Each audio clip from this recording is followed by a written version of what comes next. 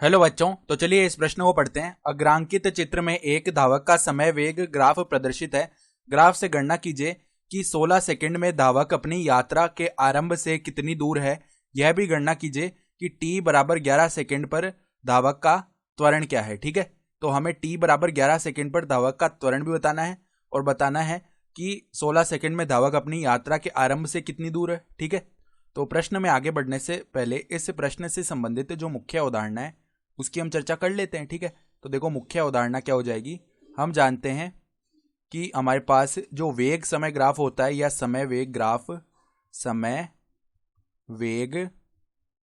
Graph का परिबद्ध क्षेत्रफल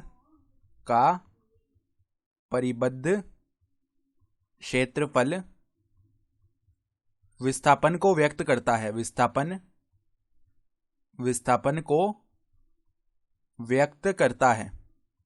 तो अगर हमें निकालना है कि 16 सेकंड में यह जो हमारे पास धावक है वो आरंभ से कितनी दूर है, तो अभी सवाल के मुख्य हल पे आ जाते हैं। ठीक है, तो 16 सेकंड, देखो ये 16 सेकंड तक का ग्राफ है।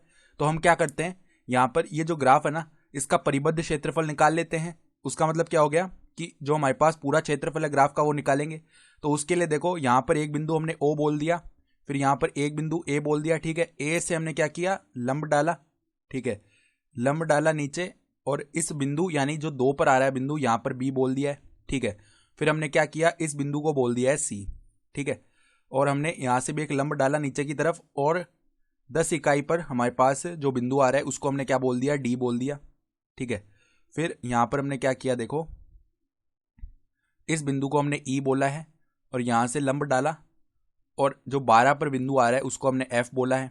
सही है, फिर देखो यहाँ पर इस बिंदु को हम बोल रहे हैं जी, और जी से नीचे लंब डाला तो एच बन गया।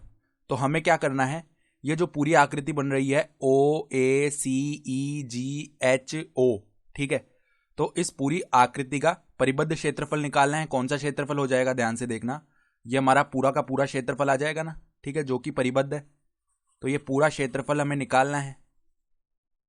तो ये जो क्षेत्रफल आएगा वो किसे व्यक्त कर देगा, जो आरंभ से धावक की दूरी है। ठीक है, जो हमें सवाल में पूछा गया है, पहला भाग सवाल का यही तो है, तो वो हमें बता देगा ये। तो ये क्षेत्रफल निकालने के लिए यहाँ पर ये जो इतनी बड़ी आकृति है इसको अलग अलग भागों में व्यक्त कर लिया हमने बिंदु मान के। ठीक है, तो पहला जो भाग है ना वो देखो कौन सा है, यहाँ पर देखो सबसे पहला जो भाग है वो हमारे पास त्रिभुज ए ओ बी है। ठीक है, तो त्रिभुज का क्षेत्रफल हम जानते हैं, त्रिभुज ए ओ बी का क्षेत्रफल, त्रिभुज ए ओ बी का क्षेत्रफल निकालेंगे। तो त्रिभुज का क्षेत्रफल क्या होता है, 1/2 गुणा में आधार। तो इसका आधार देखो कितना है, 2 इकाई है, तो 2 गुणा में इसकी जो ऊंचाई है वो कितनी है, 8 इकाई है, तो गुणा में 8, तो 2 से 2 विभाजित हो जाएगा, तो ये हमारे पास 8 वर्ग इकाई आया। सही है, 8 वर्ग इकाई। अभी क्षेत्रफल की बात कर रहे हैं हम सिर्फ। ठीक है, तो अभी तो हमने त्रिभुज एओबी का क्षेत्रफल निकाला। अब देखो आकृति में आगे और देखेंगे तो ए सी बी डी, ये हमारे पास क्या है, एक वर्ग है ना। ठीक है, तो ए सी बी डी वर्ग हो गया, तो वर्ग ए सी बी डी का क्षेत्रफल, इस वर्ग का अगर हम क्षेत्रफल निकालेंगे, ए सी, देखो ए सी डी बी है। ठीक है, तो ए सी डी बी आएगा ये वर्ग, इसका क्षेत्रफल निकाल लेते हैं। तो वर्ग का क्षेत्रफल क्या होता है, भुजा गुणा में भुजा, तो बीडी की लंबाई देखो कितनी हो जाएगी, 10 - 2 यानी 8 इकाई, तो 8 गुणा में 8 यानी कि 64 वर्ग इकाई। ये आ गया हमारे पास इस वर्ग का क्षेत्रफल। सही है, फिर देखो वर्ग का क्षेत्रफल हो गया। अब यहां से देखो हम क्या करते हैं, ई से हमने क्या किया, ई से हमने इस रेखा को मिला दिया इस प्रकार, और यहां पर आई बिंदु बोल लिया। ठीक है, तो अब ये जो आकृति है सी डी एफ ई, इसको हम 2 भागों में बांट सकते हैं। एक तो ये त्रिभुज सी आई ई हो गया, तो देखो त्रिभुज सी आई ई का क्षेत्रफल लिख लेते हैं। त्रिभुज सी आई ई का क्षेत्रफल बराबर में देखो क्या आएगा, 1/2 गुणा में आधार कितना है, इसका आधार का मान है ई आई, तो ई आई की जो हमारे पास दूरी है वो क्या हो जाएगी, 12 - 10 यानी कि 2 इकाई, गुणा में इसकी ऊंचाई देखो कितनी है, ऊंचाई है सी आई के बराबर, तो सी आई देखो कितनी है, 8 - 4 यानी कि 4 इकाई। ठीक है, तो ये कितना आ जाएगा, 4 वर्ग इकाई। सही है, तो हमने इस आकृति को भी बांटा है। फिर देखो यहां पर ये जो डी एफ ई आई है, ठीक है, तो डी एफ ई आई एक प्रकार का आयत हो गया हमारे पास। तो आयत DFEI का क्षेत्रफल बराबर में देखो क्या आएगा, DFEI का क्षेत्रफल निकालेंगे तो आयत का क्षेत्रफल क्या होता है, लंबाई गुणा में चौड़ाई। तो देखो क्या हो जाएगा, 2 गुणा में 4, 2 गुणा में 4, ये आ गया क्षेत्रफल, इतना वर्ग इकाई यानी कि 8 वर्ग इकाई आने वाला है। सही है। तो अभी हमने क्या किया है, आकृति का EF तक पूरी आकृति का क्षेत्रफल ज्ञात किया।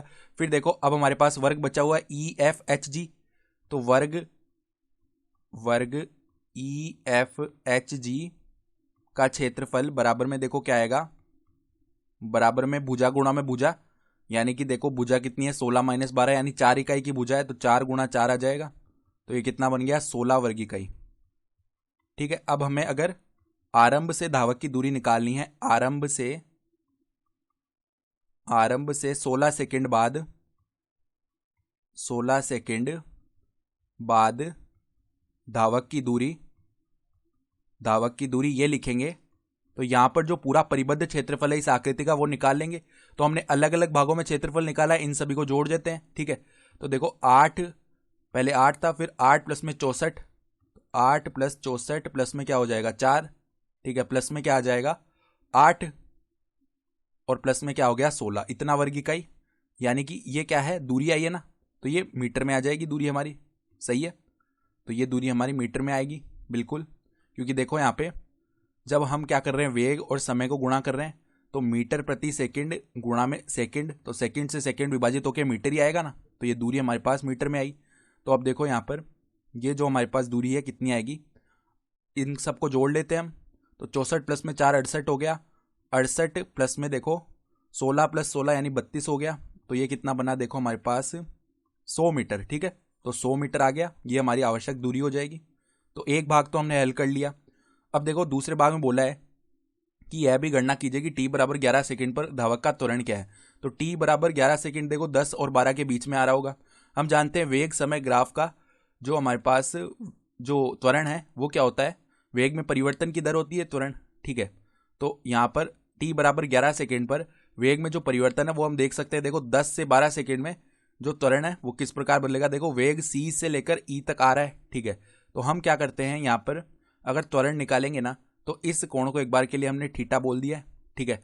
तो त्वरण किस हिसाब से निकाला जा सकता है, देखो तो यहाँ पे देखो ताक्षणिक त्वरण निकालना, मतलब t बराबर 11 सेकंड पर क्या त्वरण हुआ, तो वो अगर हम निकालेंगे a बराबर में क्या आ जाएगा dv बट्टा में dt, ये होता है सूत्र। सही है।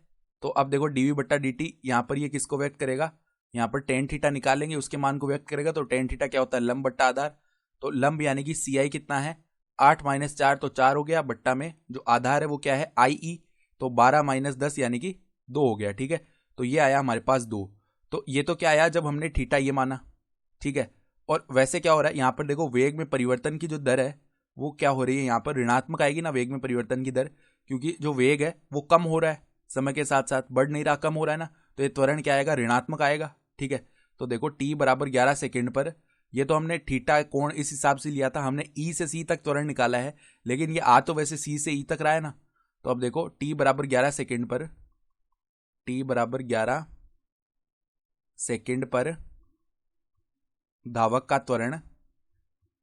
का त्वरण बराबर में क्या आ जाएगा, -2 मीटर प्रति सेकंड स्क्वायर। ठीक है। और ये हमारा उत्तर आ गया। तो आशा करता हूं कि आपको ये प्रश्न समझ में आया होगा। धन्यवाद।